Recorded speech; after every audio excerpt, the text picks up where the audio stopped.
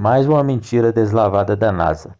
Depois da ida à Lua, né, a ida fake à Lua, agora é a sonda que tocou o Sol, né? O Sol, que tem a superfície com cerca de 15 milhões de graus Celsius, de acordo com os próprios cientistas. Como que essa nave pôde suportar essa alta temperatura, já que seu material que conhecemos até hoje suporta no máximo 4.700 graus Celsius? Aí fica a pergunta.